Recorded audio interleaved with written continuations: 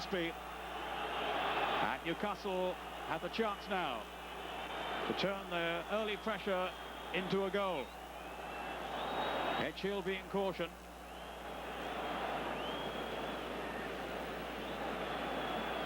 Immel, who's performed heroic so far, to keep a black score sheet. Facing Peter Beardsley. 1-0 to Newcastle. 18 minutes gone. Peter Beardsley is back. They missed his skills, his leadership at Southampton. And now the captain has returned to the team to prove their early inspiration.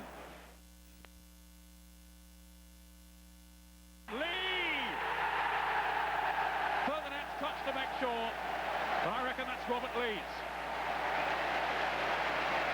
Again, flowing, cohesive football from Newcastle. Gillespie's awareness as he's picked up Warren Butt. That's a perfect cross for Robert Lee.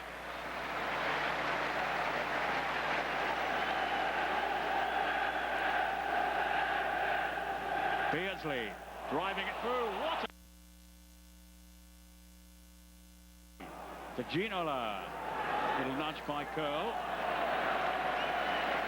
Gillespie. Now Ginola. Flipping over the cross. It's in the back of the net. It's Les Ferdinand. Simply brilliant.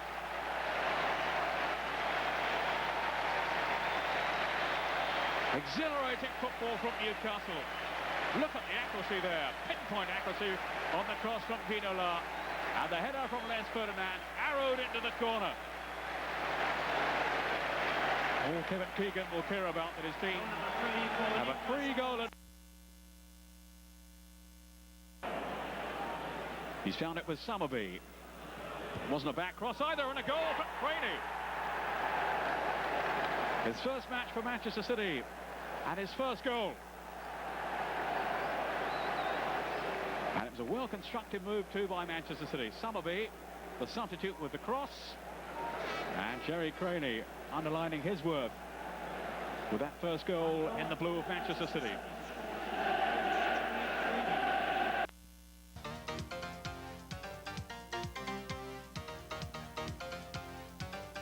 For Alex Ferguson's Manchester United team, the UEFA Cup campaign has begun promisingly. His youthful side showed commendable resilience in gaining a goalless away draw in Russia. With 6 homegrown players in their starting 11 and another 3 on the bench, Saturday was another chance to assess and admire United's crop of outstanding youngsters. And they responded well with a scintillating first half. Ryan Giggs on his first league start of the season, helping to lay on the opening goal for Paul Scholes just inside the quarter-hour mark. United had Bolton backpedaling for most of the half, and a second goal arrived on 34 minutes. An expert finish from the rejuvenated Giggs at the far post. To the disappointment, though, of the Old Trafford crowd, United failed to maintain their momentum in the second half. Bolton, indeed, might have pulled a goal back, but for the defiance of Peter Schmeichel in dealing with this shot from Mark Patterson. But with 4 minutes remaining, Scholes finally delivered a third goal to send the United fans home happy. Another telling contribution from Giggs to complete a comprehensive victory for a United team that clearly will be a major threat again this season, especially with the return of Eric Cantona just a few weeks away.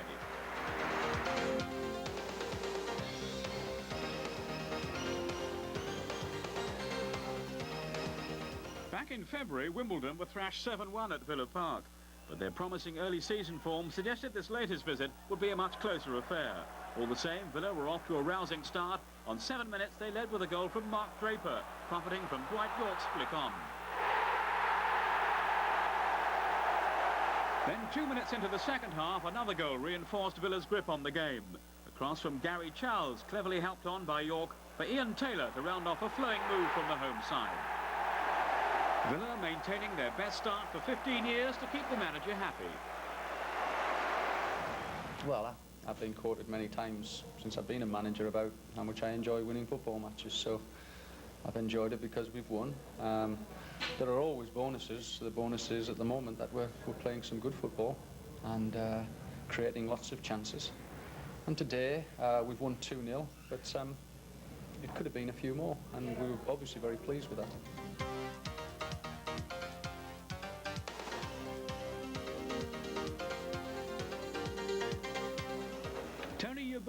Leeds hero in Europe in midweek.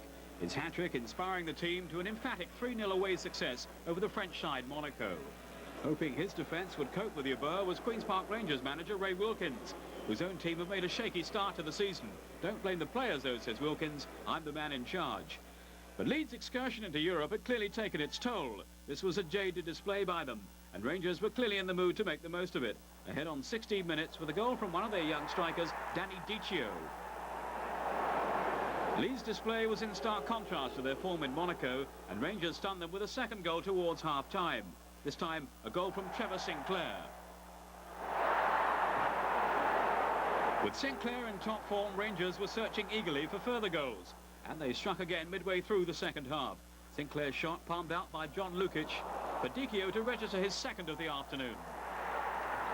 With the game seemingly beyond them now, Leeds suffered more misery when they were cut back to 10 men. John Pemberton dismissed for a second caution after he committed this dreadful foul on Rufus Brevitt with a quarter of an hour to go. If anything, though, Leeds produced a more convincing display from there on, and they managed a goal in the last minute. Jurgen Sommer making his Rangers debut, beaten by a David Weatherall header from David White's cross. Too late, though, to deny Rangers a 3-1 win.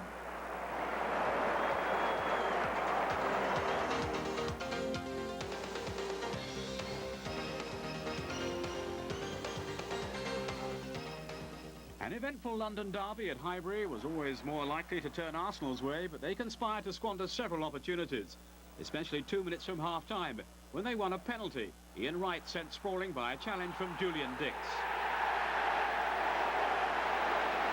But Arsenal's leading scorer hauled his penalty kick well wide of a post. Still, Arsenal continued to carve out openings. Dennis Bergkamp, who's yet to score a league goal for Arsenal, had the most extraordinary miss in the second half. This from a header by Ian Wright that released him. Then on 57 minutes, another explosive moment and further misery for Julian Dix, already booked earlier for a trip on Glen Helder. This time he incurred the referee's wrath by hauling down Wright again. Dix was shown the red card for the 9th time in his career. He's also in trouble with the FA after that stamping incident in Monday's game with Chelsea. At last, with 15 minutes to go, Arsenal broke through. The prospect of their first home win of the season brought closer by Steve Potts' tackle on Bergkamp that earned Arsenal their second penalty. This time, Ian Wright made no mistake. In a game of numerous bookings from a fussy referee, West Ham had barely a sniff of a goal throughout. As a desperate last measure, they sent on reserve goalkeeper Les Seeley as an emergency striker. Without success, though, Arsenal are still unbeaten. West Ham have yet to win.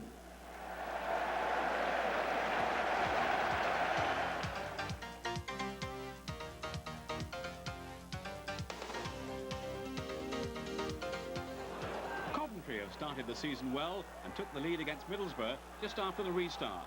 The Brazilian Isaias became the first visiting player to score in Borough's new £16 million Riverside Stadium. His chance accepted from a cross by Marcus Hall. But Borough at last responded. Neil Cox had a header but rebounded off the crossbar. And they were level 10 minutes later. Defender Steve Vickers at the far post to turn in a cross from Nick Barmby. Then, with 12 minutes remaining, Barmby's persistence led to a Borough winner. Norwegian international Jan Fjortov scored it with a shot that gave John Finan little chance in the Coventry goal. Barmby scored Borough's first goal of the season. He's made all the others. Middlesbrough winners by... How do you know? Tottenham scorers in a 4-3 win. The spectators had only 8 minutes to wait before the first goal in this one, scored by David Hurst. Chris Armstrong has yet to score for Tottenham since his move from Crystal Palace last summer, but he thought he'd broken his barren spell at last on 32 minutes. Neat control and a clean strike, only for his shot to hit a post. Fortunately for Spurs, though, Teddy Sheringham was following in. With Darren Anderton's recent return from injury, the catalyst for a Spurs improvement, Jerry Francis's team was searching for a second, and they had their reward on the hour. Dismay, though, for Des Walker, who put through his own goal. 5 minutes later, Wednesday were in further trouble. Ronnie Rosenthal was sandwiched between Walker and Peter Atherton for a Spurs penalty. Sheringham's mind was read by goalkeeper Kevin Pressman, but he couldn't quite get his hand to it. This was Tottenham's first away win to follow last week's initial home success. Wednesday, though, would have been closer if Hurst's header hadn't connected with the post from a Chris Waddle cross. Sheffield Wednesday 1, Tottenham 3.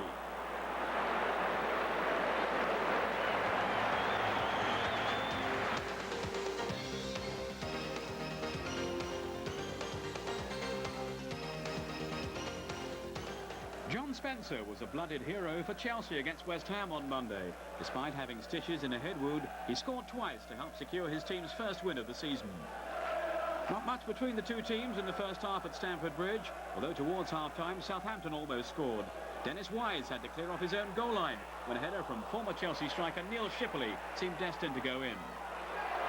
But then 3 goals in the last 15 minutes left Southampton in disarray, and Chelsea celebrating victory on their 90th anniversary.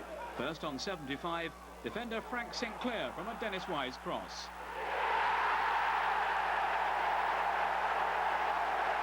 Then, with only a minute or so remaining, the moment Chelsea fans had yearned for. A goal from Ruud Gullit, his first in English football. What an excellent strike it was, too. A right-foot volley past former Chelsea goalkeeper Dave Besant after fellow newcomer Mark Hughes had queued him up.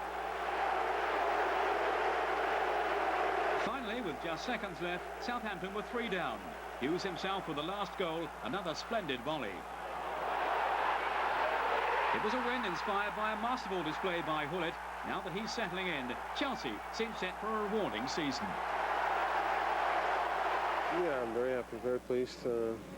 But I was more happy for the winning, of this game. It was very important. We exist 19 years, celebration today, and I think it was very important to win. And I think thanks also to the crowd, because they give us a good support today. And I just want, on behalf of the team, I want to thank for their support.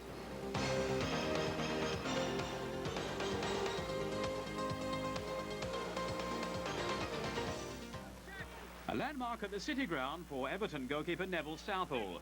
This was his 500th league appearance for the club he served so proudly down the years. Starting in the senior Forest team for the first time was Chris Bart-Williams. A £2.5 million signing from Sheffield Wednesday last summer, he's had to wait for his opportunity during Forest's unbeaten start. There'd been mixed fortunes for the two teams in Europe this week, with Forest losing and Everton returning with a win from Reykjavik. But it was Forest who emerged as the stronger side in this one. Frank Clark's team posing an early threat when Steve Stone's effort hit a post. Forest were well on top and duly went ahead on 17 minutes. An own goal from Dave Watson, who turned in Des Little's cross after Southall had saved from Jason Lee.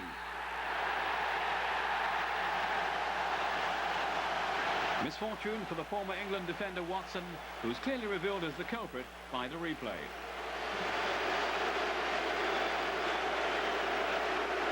It was 2-0 on 20 minutes. After the dummy from Dutch international Brian Roy on Ian Wone's cross, Southall saved from Stone, but Jason Lee, deputising up front for the injured Andrea Salenzi and Kevin Campbell, steered in the rebound. Everton at least rallied in the second half and offered hope of a comeback. From Daniel Amokachi's flick on, Tony Grant, one of their promising youngsters, beat Mark Crossley, but not the bar. They were rewarded, though, in the last 20 minutes. This was Everton's first goal just after the hour, and Andy Hinchcliffe corner, firmly met by Amokachi, and Paul Rideout's header made it 2-1. But Forest didn't waste too much time restoring their 2-goal advantage. Ian Wone, their scorer of a priceless away goal in Malmo on Wednesday, delivered their third beyond the diving figure of Southall just 3 minutes later. Everton couldn't save the game, but had the last word. More good work from Grant, setting up Rideout second with 8 minutes to go.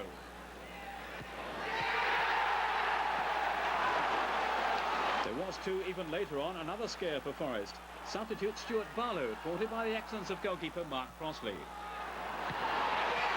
Forest ran out 3-2 winners. Their unbeaten run in Premier League football now stretches over 19 matches.